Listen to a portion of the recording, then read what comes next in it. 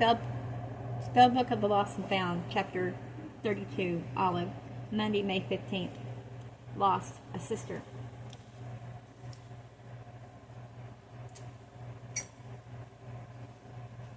None of us slept much last night. In the morning I wake up slowly and it takes me a moment to figure out why I haven't been called out of sleep by my dad's reciting voice. My mom has left a note on the kitchen table.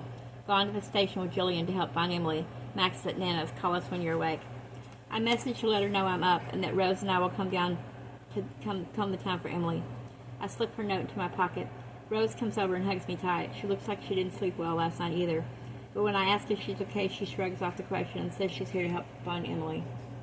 We call all Emily's friends. None of them have seen her, but we can't get through to Cleo, so I figured they're together, which is something at least. It means she can't have gone far. Or else that Cleo's still asleep, or out looking for her own missing brother. My heart twists. We look through what we can find of Emily's online activity over the last couple of days.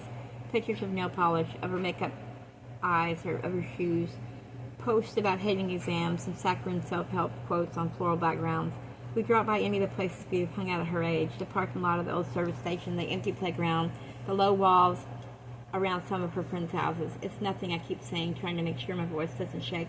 She's having an all-night marathon of crappy romantic comedies with some friends and hasn't charged her phone. Or she just tried her first beer and is throwing up in a bathroom somewhere. By saying it enough, I hope I'll come to believe it. I hope I'll manifest it into being. Conjure Emily up from wherever she's hiding. But as the morning goes on, my panic intensifies. The playground is deserted when we get to it, so we stop for a minute and sit on the swings. Rose wraps her arms around the chains of the swing and asks, "Do you think we can trust them?" I don't need to ask who she's referring to. Secrets on tunnel walls, inked skin, kisses over handlebars. What makes you say that? Nothing really. It's just, they're just so mysterious, I guess. Like they're keeping secrets. Yeah, I say, but I think they're okay. Troubled, yeah, but I think they'd worked through a lot of stuff. Dead grandparents, neglectful parents. Rose looks at me sharply. What has Rowan told you, she asked, about their parents? Apart from what we already know about them abandoning their kids with the grandparents and generally being shit as parents, I say. Rose nods. So I tell her what Rowan told me about the fire and about his burned skin. Hazel said something about that, Rose says quietly. But he doesn't think his mom's a bad person, I go on. Just messed up because of her relationship. He said their dad is controlling, abusive maybe. He thinks that's why their mother drinks. I don't say I think that's why they drink too. My mom used to know her, I say. Instead, Amy Kennedy, their mom, Nana, said she was a troublemaker. What did your mom say? They lost touch when my mom left on her world tour to find herself. She says they haven't spoken since. When we first met, Rose says, I showed Hazel the messages I'd been getting from Catherall, and she said her dad was kind of like that, with her mom, controlling, like you said, abusive. But Hazel seems to blame her mom most of all. Rose's voice sounded strange and distant, like there's something she isn't telling me.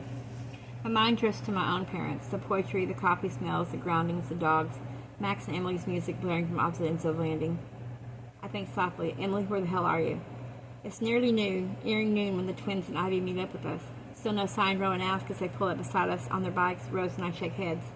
If she was over to a friend's house, she might not even be awake yet, Hazel says. That's probably why she hasn't called. Rose puts a hand on my shoulder. That's probably it, she says. She's going to wake up in a couple of hours with her first hangover and call your mom to come get her. I know, I say, my voice a little weak. I've done the exact same thing many times since I was her age. Rowan touches my hair gently before suggesting we split up to move to cover more ground. Rose, Hazel, and Ivy head in one direction. Rowan and I go in the other. We end up at McGuire's, where Mags is stacking glasses behind the bar. Have you seen my sister around at all? Asked Mags. Her name's Emily. She's 13, skinny, tallish, blonde, shoulder length. I take out my phone and show her a picture. I don't serve minors, says Mags, and I raise one disbelieving eyebrow up into my fangs. She looks down at the picture. Sorry, pet. I haven't seen your sister. I'm sure she'll show up, though. I know she will, I tell her. I just rather it be before my parents each have a heart attack. I'm sure she will, pet, Max says in what I assume must be her softest voice before turning to Rowan and saying in her usual abrasive tone, if you don't move that fucking guitar out of my storeroom, I'll burn the damn thing.